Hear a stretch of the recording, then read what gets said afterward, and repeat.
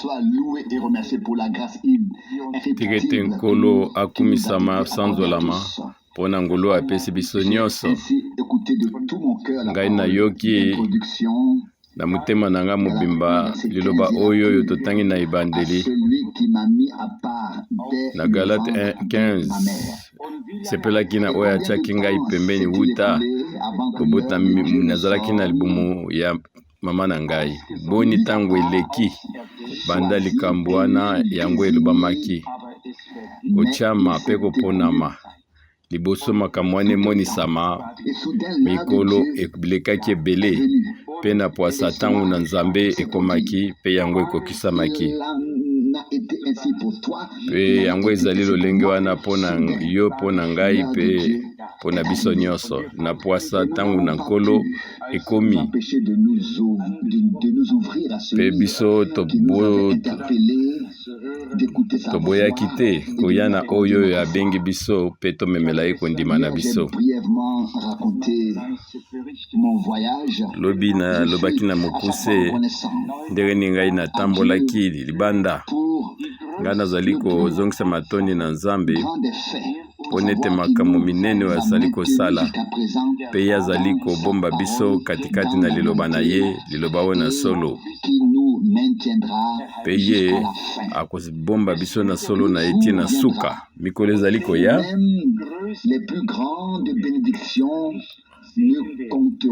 ata oyo ezali mapamboli minene yango ekozala na ntina moko te bamapambolo minene ekozala na ntina moko te mpo bato bakoyeba koloba ete kolo biso toyaki na nkombo no tosalaki likambo boye tosalaki boyeboye na bo mpe nkolo akoloba na bango ete ngai nayebi bino te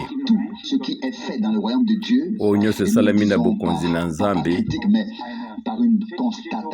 na oyo biso tozali komona bato bazali kosala ezali kosala biso mpasi na motema wana mwa ekutu ya koloba makambo wana komprendre makambo wana eza te nazalaki kotanga journal moko namoni makambo nini ezalaki koleka na San Diego kuna na côte est ezalaki na ndeko moko mwasi ye azalaki actrice mpe ye rabongo atikaki makambo na ye ya actrice ye aye maintenant bandi koteya mpe bazali kofuta ye $180,000 mpe 40,000 mpona kobenga koorganize biloko na ye mpe bato ebele bazalaki koya bato ebele bazalaki koya azwi bakorale minene baza koyemba kitoko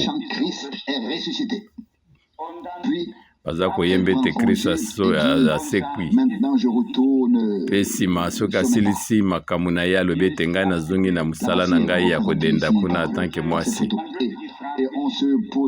yoka biloko bato baza kolinga na mokili yango tozali komituna makambo oyo nyonso ekokende wati liboso nanu ya telema o mwasi oyo aloba ifo mwe bato bazala 4,000 yazalaki mwasi oyo azalaki kotambola na banzoto na ye bolumbu me sasa ipe bato ebele batondi bachaine na televizion ebele beye mpona kolanda ye ndenge akoteya oyo bantu bazali kobunga bazokanisa ete bazali kosalela nzambe kasi bango bazali kondimela nzambe na ndenge moko oyo ya kozanga mayele bango baza kolanda oyo bato bazali kosala baambiance bato bazali kokreye ndenge nini bato bazali kolata ndenge nini bato bazali koyemba ndire baange eloko bato bazali koluka yango wana mpe nsima na yango bakozwa badolare ebele bazali kopesa mpe ntango ya kozwa mbongo na bango ebele alobi ete nakoki ngai nazali kozonga maintenant kobanda mosala na ngai ya kodenda kuna atanke mwasi bato bazali kobika lokola soki lobi nzambe akotuna bango te akosambisa bango te kasi biso tozwi mikanda oyo makambo nyonso bwaki yango pembeni kuna mpe kaka na côte ouest ya Amerika wana ezalaki epai nini nzambe abengaki ndeko na biso frère Branham mpe mosala na ye mpe esalamaki eza nde na mboka wana bato batondi kondima ya ndenge na ndenge ezali kuna moko na moko azali kondima na ndenge na ye. Kuna nde bato ya plein évangile bazali. Moto na moto azali kosala oyo alingi. Moto na moto azali na lingomba na ye, azali na bato na ye. Pe moko na moko azali kolanda Nzambe ndenge ye alingi. Mais oyo etali liloba ya Nzambe, bango bazali kolinga yango te. Lokola biso azali kondima.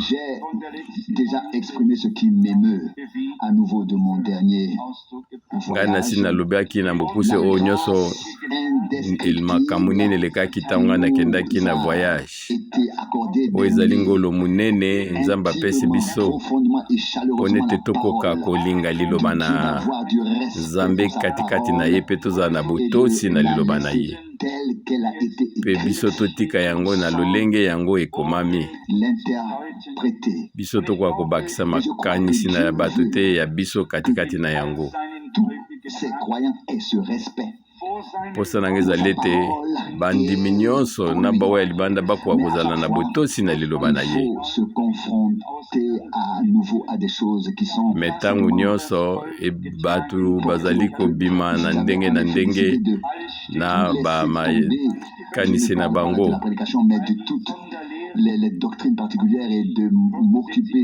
Badoktrine ya ndenge na ndenge ezali kobima. Yango ekeseni na oyo Nzambe apesi biso. Kasi biso mpona kosalisa bato, biso mpona kozongisela bango bayano, ebongi kaka tokota tozonga katikati na liloba. Tokoki kosala eloko mosusu te, ezali kaka kotala ete nzela oyo monene oyo ezali komema biso na kati na Nzambe, ezali kaka liloba na Nzambe. Oyo ezali kaka Biblia. Biso tokoyeba nzela ndenge nini na Nzambe, tokoki kososola ndenge nini soki biso tozali na liloba na Nzambe te. Kososola liloba ezali kaka te na makanisi na mutu ndenge wana te. Olinga te, eza kaka liloba na Nzambe. Koyeba milimo ezali kaka kozonga katikati na liloba. Kuna ndio komona ete molimo na Nzambe azali kokabola milimo nyonso tuna ya mabe. Ezali kaka ebongi kozonga kaka na liloba. Soki toyoki malakisi ya ndenge na ndenge ezali koteyama. Bango nyonso to bazali koteya oyo ezali koya na Yesu Kristo, mpe bamisu bazoloba ete Kristo asi azongaki. Misu bazoloba ete ezali nde na kaka esambo makila ezali kuna. Tango tozali koyoka makambo nyonso oyo ezali kotelemela liloba, makanisi ya ndenge na ndenge ezali koyela bato, kasi biso ezali kozongisa matondi epai na Nzambe. Lokola ngai nalobi, biso tozali kotelemela bango te, kasi biso ezali na mokumba moko Nzambe apesi biso mpo na liloba na Nzambe. Paul azalaki na kobiangama moko kuta na Nzambe, akokaki kokabwana na yango te. Ezalaki mokumba oyo Nzambe apesaki ye na miso na Nzambe. Ezalaki mokumba mpo na libota na Nzambe. Penga pe nakoki koloba pe na bato nyonso, nakomikitisa nyonso. Ezali lolenge moko wana mpo na biso. Eza makambo mwa muke nazali na yango makomi. Na 1 Jean chapitre 3. Na Jean 3, à partir du verset 1. 3 Jean na verset 1. Ngai oyo mpaka nazali kozongisa matondi na pai ba oya ngai ndeko Darius nga nalingi na motema na ngai. Posa nange ezali ete yo mata ozala na sante malamu, lolenge molimo na yo ezali. Ponga na tondi na esengo mingi. Tango bandeko bayaki pe bapesaki litato li malamu mpo na bino. de la manière dont tu marches. Na lolenge oyo balobaki na biso ndenge ni bino bozali kotambola katikati na solo. Na verset 4. Je n'ai pas de plus grande joie esengo na ngai kokotonda te que mes ezali enfants kaka koyeba ete bana na ngai bazali kotambola la vérité. kati na solo. Il y a plusieurs sortes de joie. Esengo ezali na ndenge na ndenge. La joie du salut, Kasi de la guérison, na kati na nkolo koki kozala na esengo ndenge yo obiki mpona yo ndimi. Kasi Paul alobi na Philippiens 4 abi ete bosepelaka katikati na nkolo. En tout temps, je le dis encore une fois, Na ntango nyonso nga mpe nazali koloba yango bosepelaka. Kasi awa moto na nzambe oyo azali koloba lisusu na mozindo alobi ete esengo na ye mpona makambo oyo ezali kowumela, oyo bo liloba oyo ezangi suka, liloba mpona liloba na nzambe, mpona oyo ezali solo. Yango ebongaki ete biso nyonso etuta biso mpona ete ndeko ayebaki ete elimo ya ndeko oyo ezalaki malamu mpe akoti na katikati na bozindo ya liloba na ye. Po alobi ete nasepelaki mingi ntango bandeko bayaki.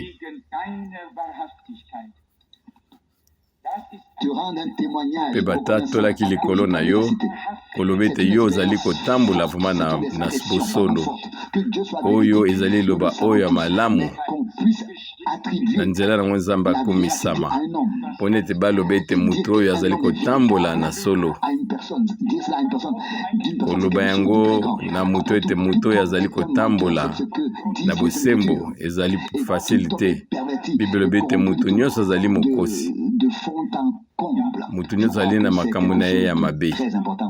Yango ezali makasi ntango bandeko bayeba tatoli mpona bosolo na yo. Ntango bango bakomi balobi ete yo ndeko mwana na yo kuna azali kobika vraimen na bosolo na Nzambe.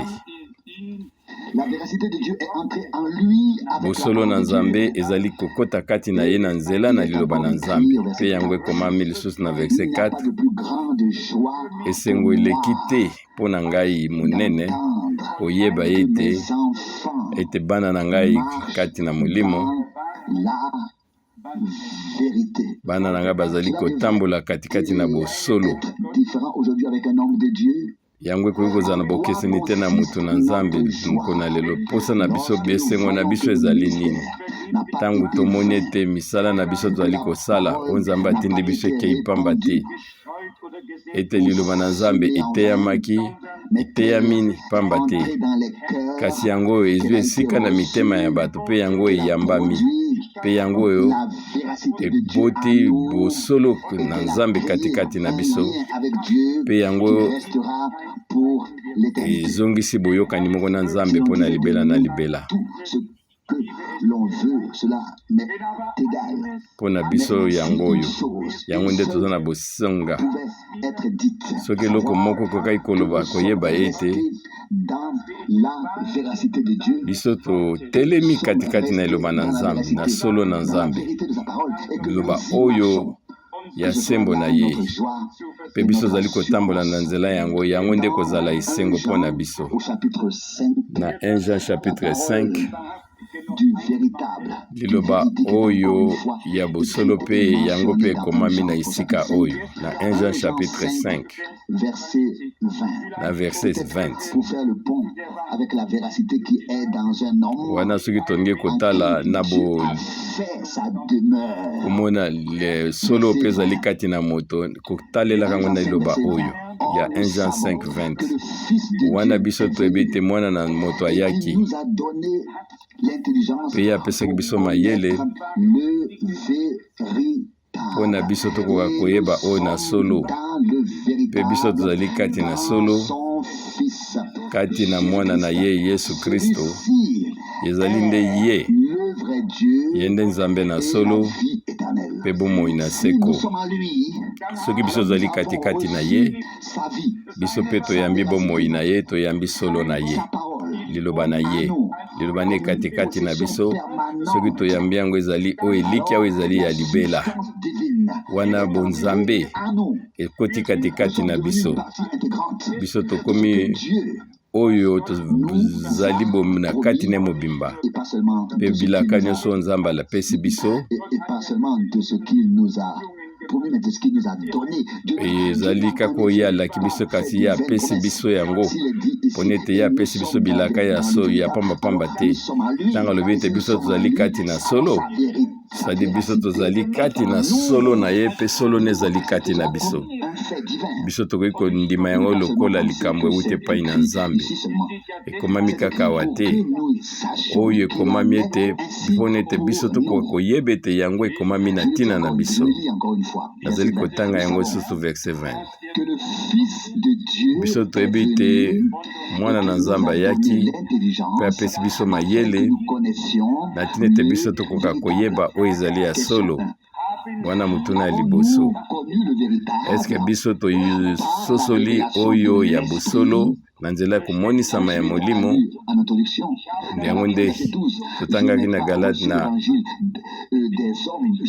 na verset 12 ngai nazwaki elakisi oyo na bobatu te kasi nazwaki ngo na imoniseli ya Yesu Kristo na ntina ete biso tokoka koyeba oyo ezali ya solo eske biso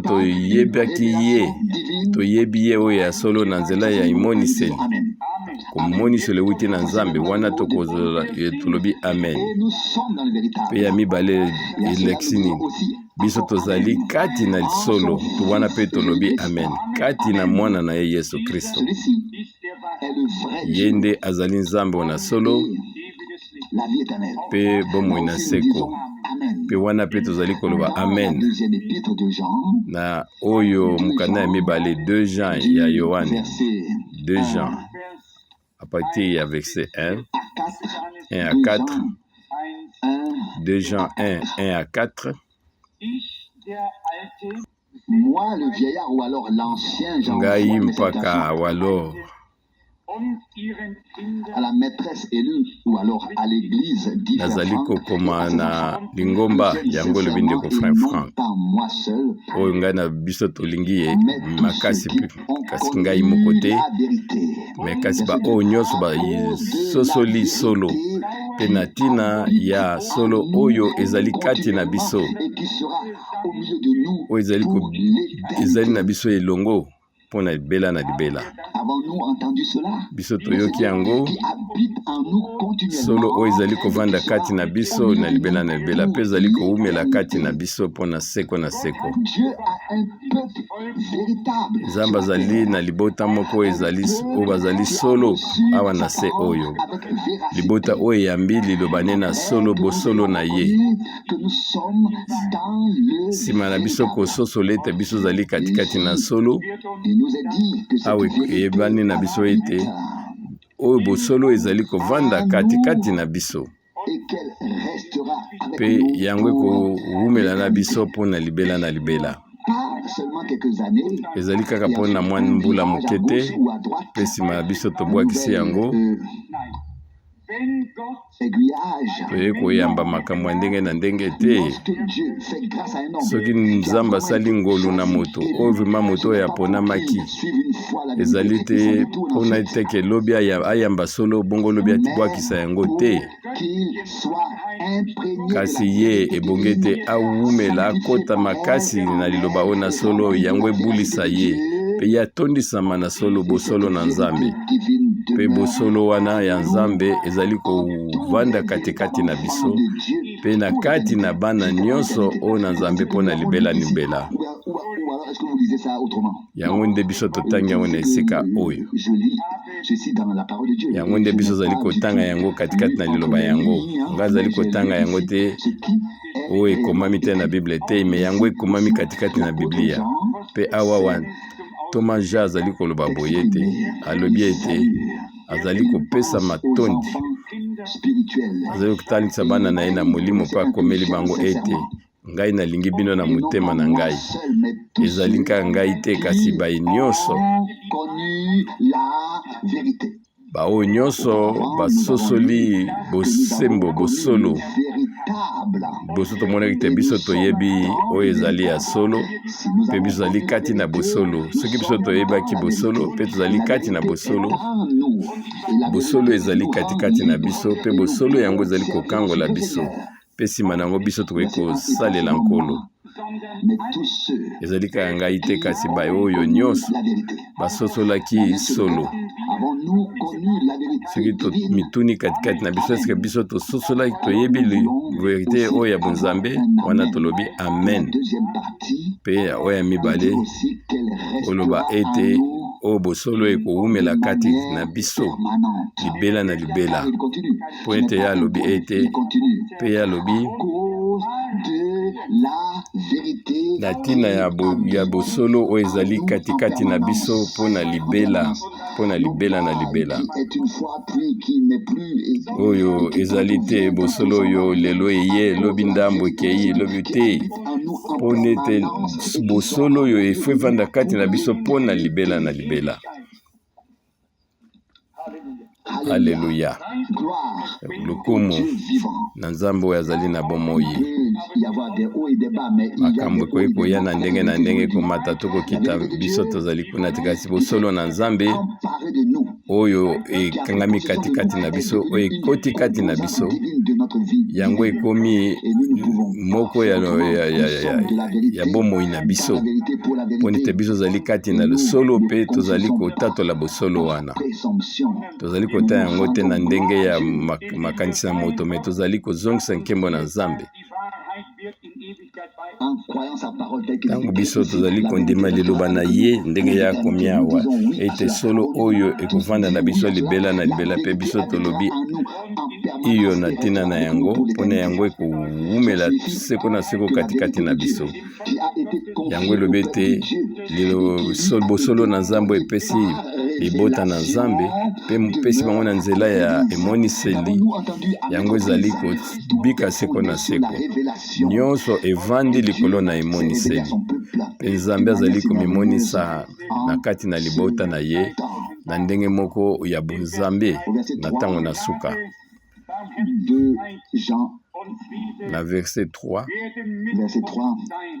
la grâce, la miséricorde ngolu et la paix seront pe mawa avec nous de la part ekoumela katikati na biso kouta na nzambe tata pe kati na Yesu Kristo, katikati na solo pe na bolingo.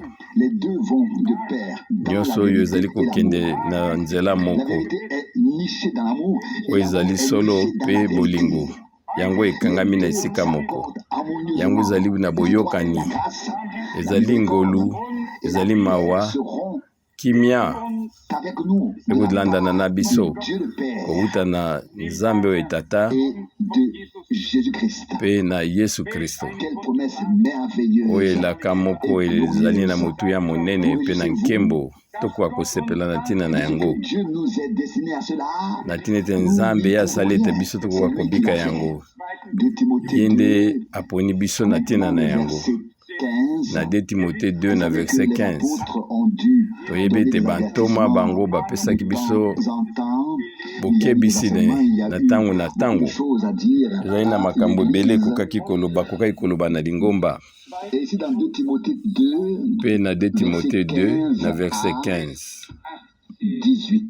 komana na verset 15 na 18, botala oyo ekomami na esika oyo: yo bisala makasi na makasi nyonso okoka kotelema liboso na Nzambe lokola moto oyo akosali bapreuve na ye, lokola oyo mosali akoki koningana te, mpo nete ye azali koteya liloba na Nzambe na bosolo. 2 Timothée 2 na verset 15. Ekozala ndenge wana pe tina suka mpona basali nyonso to ya Nzambe. Ezali te koningana na liloba na Nzambe te, ebongi na biso kotia yango na esika pe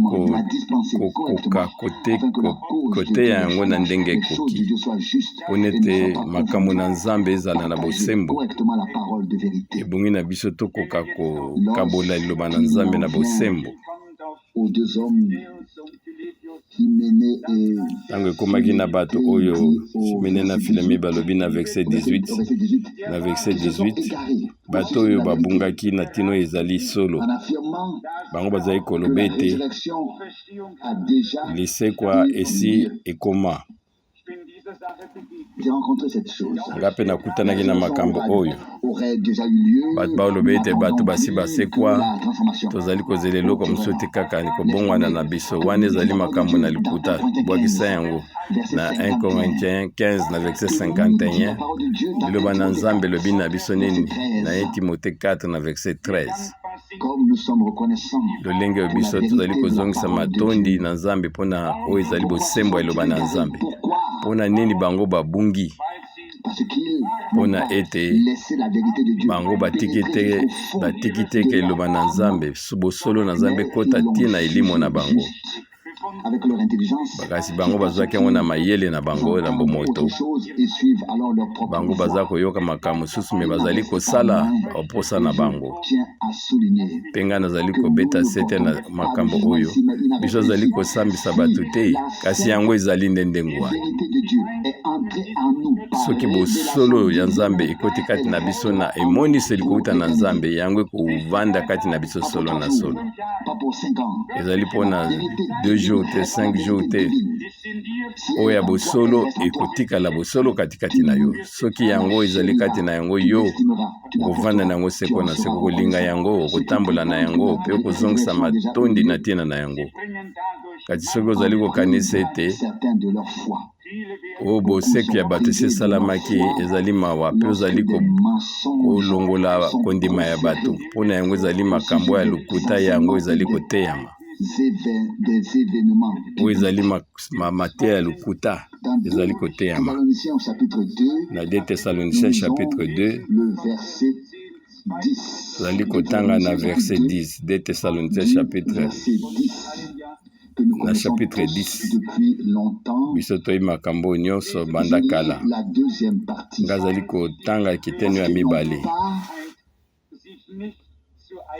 Reçu l'amour mpona de ete la bango bayambi bolingo oyo ya bosolo te recevoir l'amour de la na vérité. L'amour de ebongi Dieu na pour biso la vérité dabord divine. toyamba bosolo kouta na nzambe ebongi ete bolingo oyo na nzambe ekoka kozala ekoma bomoi katikati na biso Recevoir l'amour de la vérité. ebongi na biso toyamba Elle nous est offerte. bolingo oyo ya solo yango epesameli biso lokola ngolu balakisi biso yango ebongi nde yo ozwa yango ekoma eloko na yo mpe yo opesa matondi mpa na nzambe mpona nini ye apesi yo yango mpe nsima na yango ekolobami ete oyo ezali mena liteni moko na mawa Verset 11. na verset 11 na ntina na yango nzambe atindeli bango Une forte illusion.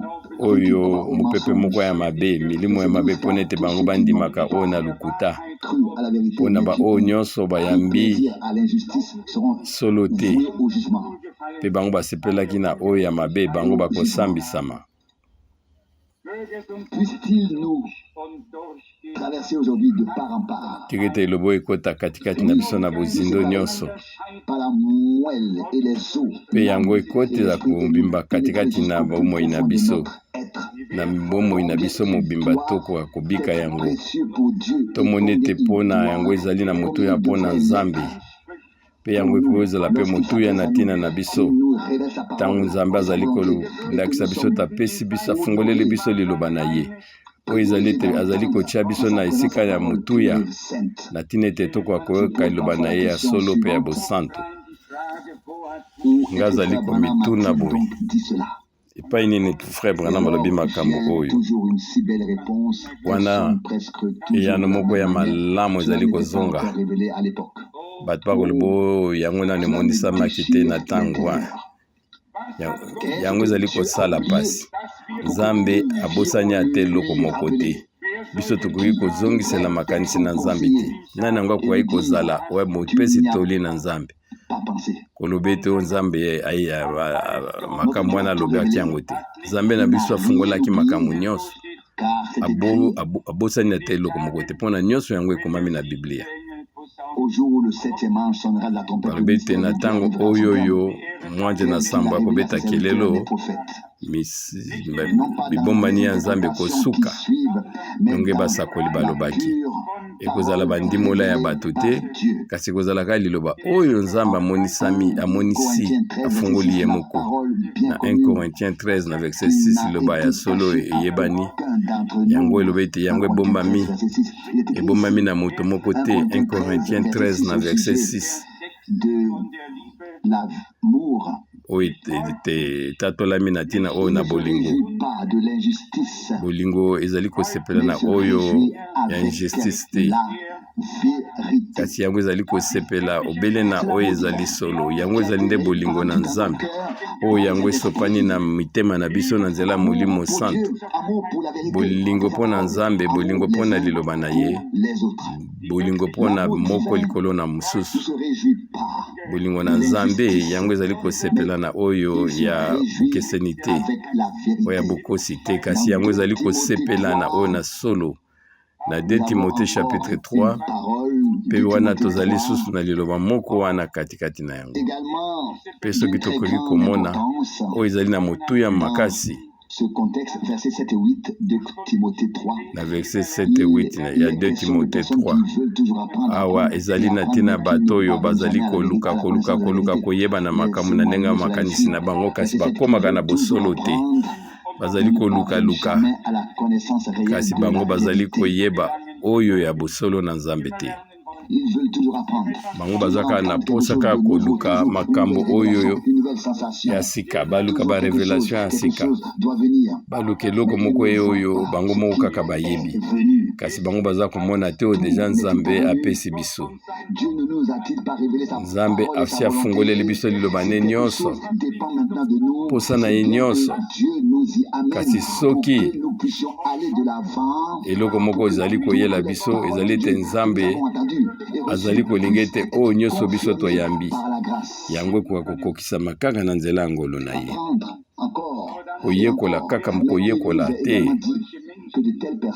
Biblia elobi ete bato oyo bazokokende kaka koyekola te kasi bango bazali kotelemela mpe liloba yango nde ekomami na liloba na Nzambe.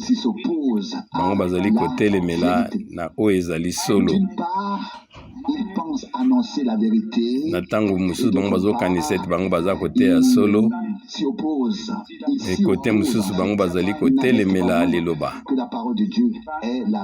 Bango bazoyeba te ke liloba na Nzambe ezali solo. Soki biso toyama na mitema na biso na nzela ya emonisali ewuti na Nzambe, yango ezali eloko na motuya oyo ekoteli biso oyo bato kaka mwa mokende bayebi. Tika ngai nakoka koyebisa bino eloko oyo te. Lolenge moko liloba na solo epesamelaki na basakoli pe bango bayambaki pe bajaki katikati na bango oyo ewutaki epai na Nzambe lokola Nzambe alobi na Jean chapitre 10 na verset 34. Ntango biso mpe tozali koyamba solo wana oyo bosolo wana biso mpe tokoti katikati na biso solo wana mpe koti kati na biso mpe kati na biso tokoki kozala so te na baoyo ezali sangisa solo ekobengana oyo ezali makanisi ya bato mpe makanisi ya bato yango ekobengana solo ekoki kosimbana te yango mibale mpona ete wuta na banda na jardin d'Eden Nzambe alobaki mpe Satan ayebe kotia makanisi na ye mpe bokeseni ekomaki banzela mibale esalamaki wuta na ebandeli. Nzambe alingi kosalisa biso na lolenge na biso ya kobika. Na 2 Timothée chapitre 2 na verset 25 et 26 tongi kotanga boye. 2 Timothée chapitre 2. Oui, 2 Timothée chapitre 2 verset 25. Tobani na verset 25 na 26. Si, c'est ici. Et de reprendre avec douceur les récalcitrants, kozongisa vraiment na bopete nyonso bato babungi mpe kotala ete soki Nzambe akokopesa bango ngolu te bakoka kozonga bazonga na oyo ezali solo na tina ete bakoka kokanga minoko na bango pe bango bakoka kokangolama na bamitambo oyo ya moyini wana bakangamaki deja kasi biso tozali koloba ete iyo tala epai nini tokomi oyo bato na Nzambe ya solo bapesaki biso elilendisi na tina ete mutu moko akoka kobonga te na bosolo mingi oyo bayokaki deja liloba na Nzambe liloba na bosolo kasi bolingo wana ya Nzambe ewumelaki katikati na bango te boyokani na bolingo na Nzambe ezalaki te mpe moyinya yaki mpe lokola biso totangi yango ke bango ebongi ete bakanga minoko na bango bakoka kozongela baso comprendre te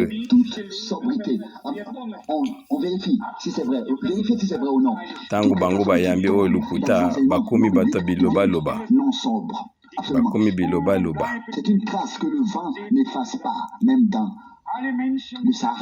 ezali oyoyo ata mopepe makasi oyo kobungisa te oyo nyonso bayambi malakisi ya lukuta bango bakomi bata bilobaloba bango bakomi koyi koyeba te eloko nini koyi koyela bango lobi lelo to lobi tozali kaka kotala bayebi te bazali na esika wapi ka bato na Nzambe bavandaka kimia mpe bango bazali kozongisela matondi na oyo Nzambe asali paske kati na bango solo ezali mpe bazali kowumela na kati na solo wana na verset 25 balobi ete kopamela bango na bopete nyonso kotala ete soki Nzambe akosala bango ngolu na tina ete bakoka kozonga na oyo ezali boyebi na solo na tina ete bakoka kovandaka kimia eloko ya liboso dabo bakanga monoko na bango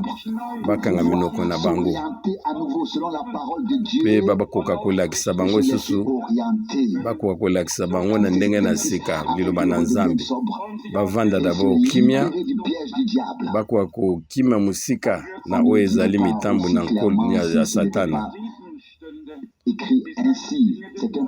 yango nde komami boye yango ezali motambu na moyini lokola ete moyini ayaki epai na Eve atie motambu na ye mpe abendi ye katikati na ye soki moyini aye mpe azali kosala liloba na Nzambe na ndenge ekoki te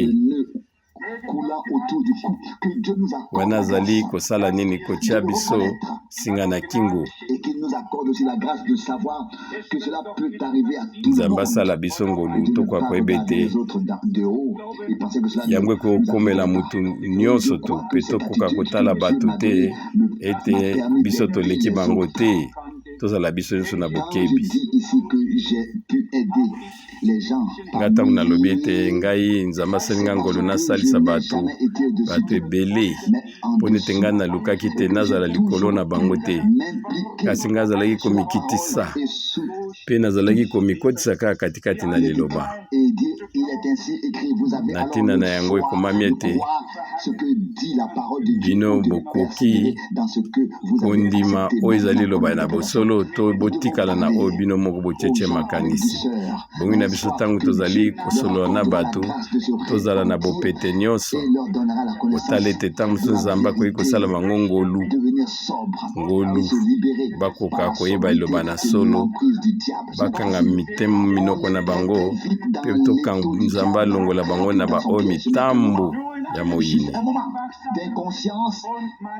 esengi kaka kozala na mwa distraction moke yo kwei na oyo ezali motambo na moyini yango ekoeza mokolo moko te yango ekowumela makambo mikolo ebele nzoka yo si okweya kasi ebongi na biso tozala na bokebi tozala kaka komemama na oyo ezali na molimo mosantu kaka nde molimo mosantu nde akoki komema biso na bosolo na ye so moto azali koya aloba molimo kasi soki te molimo na nzambe ebongi na biso emema biso epai nini liloba ezali kaka na ntango wana nde tokoki kokoba na kotiaka matoi na bato ya ndenge wana. Mutu moko takoki koloba makambo na nzambe na oyo ezali na wuta na mutu na ye, me ifo azwa biblia atangela biso makambo ngo na katikati na Bible. Verset 26 na kotana na kama lolenge na bonzambe soki bato bazalaki koloba ete nzambe ngai natiki ngai nakei na ngai te, kasi yango soki ezali eloko ezali na katikati na bokeseni ezali erreur, kasi yo latisi yango vraiment na oyo ezali bonzambe nzoki ezali makambo oyo ya lukuta wana nde ezali pasi mingi. Kasi bongi na biso totala vraiment na katikati na miso oyo na molimo kotala oyo babengi examen ezali nini te, ezali nde Biblia, ezali nde Biblia nde ezali buku oyo ezali na makomi na bule yango Nzambe apesa biso mpo na seko na seko. Me lokola Nzambe afungoli yango ifo etikala ndenge wana ebongi na biso tobakisa makambo te mpona ntina ete Nzambe akoka kozwa oyo ye azali na posa na yango. Soki totangi yango na mokanda na Daniel 10 s'est adressé au prophète, il a dit dans Daniel 10 soki ntango nkolo alobaki na baprofete alobi boye nakoyebisa yo manso oyo ekomami na kati na buku na solo, biso tozali kotala eloko mosusu te kaka na oyo ekomami na buku oyo na solo. Nzambe azali Nzambe oyo na liloba mpe toyoki yango mbala mingi, mpe biso tozali kozongisa matondi ete na ntina ete liloba oyo ekoti katikati na biso. Nalingai kotanga susu na Jean chapitre 8 ntango Nzambe azalaki kosolola na bato wana bato bazalaki toujours na kobanga na se oyo ezalaka kaka ndenge wana ntango moko oyo ya bato bazali na kimia te na se ezali na Jean 8:45 Au verset 47, il est dit ici, Jean 8, verset 45 d'abord, parce que Jean 8:45 je dis la vérité, pone tenga nazali kolobo ezali bosolo croyez pas. bino bozali kondima yango te. Verset 46 nani yango kati na bino akoki kokweyisa ngai, nazali koloba solo mpona nini bino bozali koyamba ngai te. Oyo azali ya Nzambe ye akoyoka maloba na Nzambe, na ntina na yango bino bozali kokoka koyoka maloba na ngai te mpona bozali oyo na Nzambe te. Ezalaki pasi na ntango wana ezalaki bayuda, ezalaki bato oyo bamayele, bato bazalaki kokoma ezalaki mabota na Nzambe na ndenge na bango. Soki ezalaki bapagano tokokaki koloba ndenge mosusu, me awa ezalaki bandimi, kasi nkolo epai na bango mpo nete bango bayoka solo abete mpo nete ngai nalobi solo bino bozali kopesa ngai elikya te. Boyoki bango balobaki nini na nkolo, bango balobi ete yo ozali Samaritain, ezali nde molimo mabe ezali komema yo. Na verset 49 Yesu ayebisi bango boye, ngai na kati na ngai molimo mabe moko ezali te, kasi ngai nazali kokumisa tata na ngai, mpe bino bozali kofinga ngai. Bokoka kotala bino moko nkolo na nkembo ye moko azali kopesa solo, ye azali kopesa bomoi, azali kopesa lobiko, azali kopesa ngola mpe kopesa kosombama. Mpe bato bazali koloba ete ye azali Samaritain mpe azali na molimo mabe. Na ngolo nini oyo Nzambe akokaki kondima yango, mpe bango ye ayebaki ye azali nani.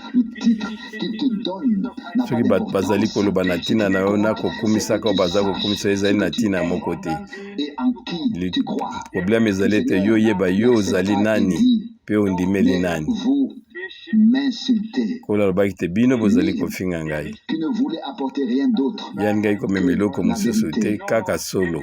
Juste encore vraiment comme dernier passage biblique. Soki tokotana mokanda moko ya suka 2 Thessaloniciens chapitre 2. Peza likomi oyo biso nyonso toyebi yango.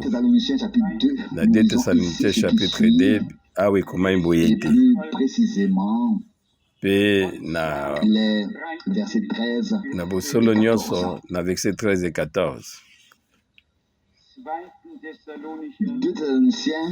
2 Thessaloniciens, verset 13 et 14. Ebongi na biso na ntango nyonso tozongisaka ngolu kouta na Nzambe. Tozongisaka ngolu na Nzambe. Pona na tina na bino bandeko balingami. Pona ete Nzambe aponi bino uta ebandeli. Pona lobiko na nzela kobulisama oyo euti katikati na kondima nzela na molimo pe na solo yango nde ezali kobengama koponama kouta katikati na elimo na biso yango ezali na mutu te na mutu ezali te ezali yo kolandala na ndenge oyo olingi kasi na kati ya elimo na biso ezali kobulisama moko o Nzambe nde molimo na Nzambe ezali kosala nango katikati na kondima ya solo pe liloba na Nzambe nde ezali oyo na solo yango nde ezali na mutuya kolo na biso alobaki nini na Jean 17:17 bulisa bango kati na solo na yo pe liloba na yo ezali solo pe awa kobulisama oyo ewuti na nzela ya molimo pe yango ezali kokokisama kati na kondima oyo ezali na solo ezali kaka na bakati na ba oyo Nzambe apona. Yango nde lakisi na biso awa ezali kaka koponama oyo ya Nzambe ezali koponama ewuti na Nzambe yango ebulisi biso kouta na liloba na koloba oyo na bosolo tika ete Nzambe aposa biso nyonso tokoka kozwa ngolu apesa biso makasi botosi pe kondima na oyo nyonso biso tozali na yango atina ete maloba oyo nyonso ekokisama katikati na biso na lolenge moko biso topambolama na nyonso mpo na biso pe na suka oyo biso toyambi liloba na monoko ya mutu n'importe qui te toyambi yango kasi na monoko ya mutu moko azali lokola Paul mpe ngai nakoka kosukisa makambo oyo ntango ndeko na biso Branham ye amatemaki na nkembo ntango ye Nzambe amemaki ye kuna na lola ye amonaki paradis mpe amonaki bato oyo nyonso balati pembe mpe ayokaki eyano na nkolo elobi na ye alobi ete ngai nateyi sango moko lokola Polo nga nateyi lolenge moko lokola Polo ndenge oyo Polo ateyaki mpe bato ebele bazalaki kuna bango bapesi eyano biso tovandi na likolo ya makambo biso ozali kopema na se ya makambo wana makondima wana bango balobaki tete Paul alobaki yango na Paul alobaki te soki mutu mosusu akoteya bino sango mosusu oyo nga Paul nateyi bino alakela mabe ezali liloba oyo biso tolingaka koloba yango te me ezali kaka iyo yango nde ezali solo liloba na Nzambe ezali solo na makambo nyonso ezali na eloko moko te Nzambe akoki kolongola soki mutu na Nzambe alobi ete mutu moko azali kopesa ya koteya evangile mosusu sango malamu mosusu kopesa no ngai nateyi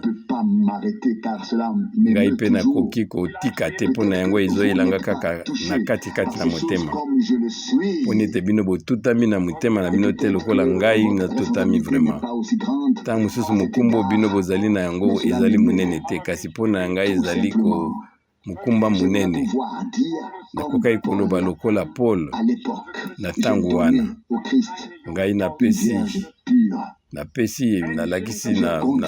Christ namemi epai na Christ baseka oyo bazali sembo oyo basimbami te na makanisi na bato kasi bango babombami na liloba na Nzambe mpe bango bakoki kokende kokutana na mobali ya molimo na bango tikete nkolo na ngwanso apambola biso nyonso apesa biso mitema oyo ya ndima pe atondisa biso na liloba na Nzambe tumema yango mpona mikolo na biso nyonso etikali ndenge ndeko na biso kopuka alobi na Matthieu 28 na verset 20 nkolo akozala na biso tina suka molongo